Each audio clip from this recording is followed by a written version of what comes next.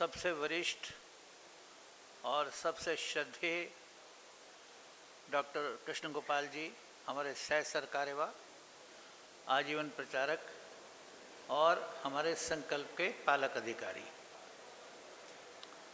दूसरे डॉक्टर सुब्रमण्यम जयशंकर जी, जो विदेश विभाग संभाल रहे हैं मंत्री के रूप में, इससे पूर्व सेक्रेटरी रहे इसी डिपार्टमेंट के, और आज अगर मैं कहूँ इस देश की शोभा हैं तो गलत नहीं होगा। साथियों, मित्रों,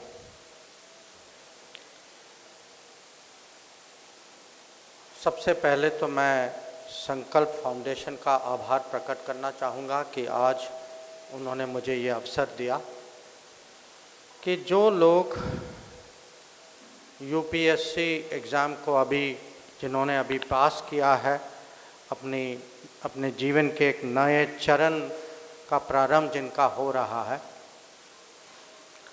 उनसे मिलना, उनको संबोधित करना, उनका स्वागत करना सरकार में, उसका एक अवसर दिया है। जिन्होंने ये एग्ज़ाम जिन्होंने सफलता पाई है, मैं उनको और उनके परिवारों को मैं बधाई देना चाहता हूँ। और मैंने जानबूझ के परिवार को मेंशन किया है, आप समझेंगे क्यों। मैं आप सब की उपस्थिति में उन सब जिन्होंने संकल्प को इस रूप में लाने का प्रयास किया और जो आने वाले विद्यार्थियों को भविष्य के लिए तैयार किया, उनका बहुत अभिनंदन करता हूँ उन सब परिवार के अभिभावकों जो आज हमारे इस कार्यक्रम में उपस्थित हैं। सच में मैं आज आप सब उन सफल विभागियों का भी बहुत बहुत अभिनंदन करता हूँ कि आप कल का भारत कैसा बनेगा ये आप पर निर्भर करेगा। छोटी मोटी जिम्मेदारी नहीं दे रहा है समाज आपको एक बहुत बड़ी जिम्मेदारी दे रहा है। और जैसा राकेश गुप्ता जी ने अपने जीवन का अनुभव बताया, मैं सोचता हूँ हमारा संकल्प चलाने के पीछे केवल अधिकारी पैदा करने की कोई लालसा या भूख है, या नहीं। हमारा ये प्रयत्न संस्था के माध्यम से ऐसे लोगों को जो देश को चलाने में सबसे मजबूत पायदान है, उस पायदान को देश और समाज के लिए उपयोगी कैसे अधिक से अधिक बनाया जा सके, इसके लिए प्रयत्न करने का जिन महानुभावों ने भी सोचा होगा, 1986 में इसकी नींव रखी गई। सभागार में उपस्थित आदरणीय संतोष तनेजा जी और सभी सफल प्रतिभागी जिन्होंने अपने जीवन का एक बड़ा ध्येय पूरा किया है। आज का दिन एक सम्मान समारोह से बढ़कर है। ये एक आपके जीवन के नए अध्याय की शुरुआत है, देश के भविष्य के लिए आपके कंट्रीब्यूशन की शुरुआत है। आप वो युवा सिविल सर्वेंट्स हैं जिनसे 2047 में विकसित भारत बनाने की अपेक्षा है। मंच पर उपस्थित दिल्ली सरकार के कैबिनेट मंत्री, विद्यार्थी परिषद से लेके आज तक के सफर में बड़े भाई की भूमिका में दिल्ली के शिक्षा और गृह मंत्री बड़े भाई आशीष जी, संतोष पाठक जी, अभिषेक गर्ग जी, सतेंद्र गर्ग जी, राजू जी, और एक नाम, जब पहली बार झंझोली के अंदर पहला कैंप लगा तो वहाँ एक युवा मोर्चे के तहत मेरी जिम्मेदारी लगी कि वहाँ एक संकल्प का प्रोग्राम होने वाला है। तो संकल्प को मैं जानता नहीं था, तो अचानक किसी ने आदरणीय संतोष तनेजा जी को मेरे सामने प्रणाम करने के लिए मैं गया, तो उन्होंने कहा ये संतोष तनेजा जी हैं। मुझे ऐसा लगा कि कोई व्यक्ति है, पर मुझे जब पता चला कि ये आईएएस बनाने की मशीन है तो उस दिन से मैं आज तक इनसे जुड़ा हुआ हूँ। तो ऐसे संतोष तनेजा जी को प्रणाम करता हूँ इस मंच के माध्यम से। संकल्प कोचिंग सेंटर के सभी सम्मानित शिक्षकगण, जल कल्याण शिक्षा समिति के सम्मानित पदाधिकारीगण और उपस्थित सभी महानुभाव, देवी और सज्जनों, आप सबको मेरा सादर प्रणाम। सम्मानित देवी और सज्जनों, सबसे पहले मैं जन कल्याण शिक्षा समिति और संकल्प कोचिंग सेंटर के इस भव्य आयोजन और गुरु सम्मान एवं चयनित प्रतिभागी अभिनंदन समारोह के इस सफल कार्यक्रम के लिए हृदय से शुभकामनाएं और बधाई देता हूं। मंच पर उपस्थित सभी आदरणीय बंधुगण और इस विशाल कक्ष में उपस्थित इस वर्ष के जो चयनित बंधु और बहनें हैं, वे, उनके अभिभावकगण, उनके आदरणीय गुरुजन वृंद जो यहाँ पर उपस्थित हैं, उन सभी को बहुत बहुत शुभकामनाएं हैं। अपने आप में एक महत्वपूर्ण कार्यक्रम ये चल रहा है और लगभग समापन की ओर है। और विशेष रूप से वे प्रतिभागी जिन्होंने परिश्रम किया, वे माता पिता जिन्होंने सहयोग किया हर दृष्टि से अपने बच्चों के लिए,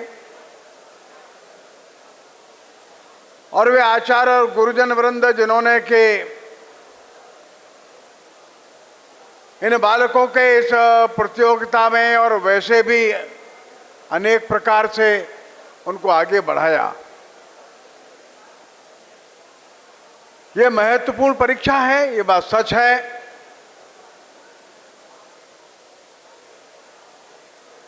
और एक अगले चरण के लिए हम लोग आगे बढ़ रहे हैं। मंच पे पधारे जितने भी गणमान्य सदस्यगण हैं, मैं पहले तो उनको नमस्कार कहना चाहूँगा। साथ ही में नमस्कार यहाँ पे आए जितने भी मेरे बैचमेट्स और उनके पेरेंट्स, गार्जियंस उनके साथ आए, उनको भी मैं अपने हाथ जोड़ के नमस्कार कहना चाहूँगा। मेरा नाम मनु गर्ग है, मैं जयपुर राजस्थान से का निवासी हूँ। मेरी इस वर्ष की सिविल सेवा परीक्षा में ऑल इंडिया रैंक 91 आई है और मैं इंडियन एडमिनिस्ट्रेटिव सर्विस यानी कि IAS एक्सपेक्ट कर रहा हूँ। मेरा ये मानना है कि स्ट्रगल्स और चुनौतियाँ हर किसी के जीवन में होती हैं। ऐसी ही चुनौती मेरे भी एक जीवन में थी कि जब मैं 8वीं कक्षा में था, 8th क्लास में था, तो उस समय मुझे एहसास हुआ कि ब्लैक बोर्ड पे जो भी वर्ड्स लिखे रहते हैं, मैं जब क्लास में बैठ के उनको पढ़ रहा हूँ तो मैं उनको पढ़ नहीं पा रहा। साथ ही में जो नोट्स लिखने होते थे क्लास की नोटबुक में, तो वो भी मेरे लाइन से ऊपर नीचे जा रहे थे। उस समय मुझे पता चला कि हॉस्पिटल्स में जाने के बाद कि मुझे एक रेयर जेनेटिक डिजीज़ है मेरे रेटिना के अंदर, जिसका नाम है रेटिनाइटिस पिगमेंटोसा। इस डिजीज़ के कारण मेरे रेटिना के रॉड्स एंड कोन सेल्स धीरे धीरे टाइम के साथ डीजनरेट होने लगे और मेरी विजन कम होने लगी। इस वक्त अपनी ज़िंदगी की मैं इस मोड़ में था कि मैं हार मान लेता अगर मेरी मम्मी श्रीमती वंदना जैन जी, उनका सपोर्ट मुझे नहीं मिलता तो। नमस्कार। मंच पर उपस्थित सभी महानुभाव, अन्य वरिष्ठगण, मेरे साथी टॉपर्स, उनके परिवारजन और संकल्प परिवार से जुड़े सभी अतिथियों को मेरा सादर प्रणाम। मेरा नाम हर्षिता गोयल है और मैंने UPSC CSE 2024 की परीक्षा में दूसरा रैंक प्राप्त किया है।